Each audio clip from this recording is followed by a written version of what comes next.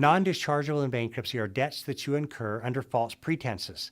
If you fill out a credit application and you indicate that you're earning $80,000 a year household income, and it turns out that you've averaged $45,000 over the last several years, if you file for bankruptcy later on, the creditor can come in and say, Your Honor, we wouldn't have lent this money to this debtor if they'd accurately stated in writing what their income was.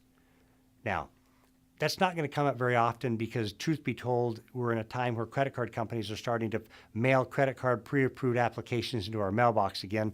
And usually what they'll do if they head into bankruptcy court is they'll charge off any discharged debt as a marketing expense rather than a bad debt loss. That's just a matter of doing business in the consumer credit card industry.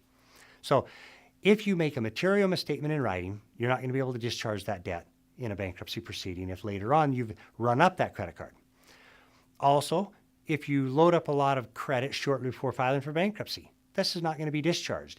If you use a lot of credit after you already know that you can't afford to pay what you already owe, and you never intend to pay it back. Now, it's hard for them to prove because they can't climb inside your head and do a subjective analysis. So what happens is there is an objective analysis. The court will go through a test that asks, would the objective person in this scenario truly believe they could have repaid that debt? And if not, then the creditor may prevail on a complaint for non-dischargeability.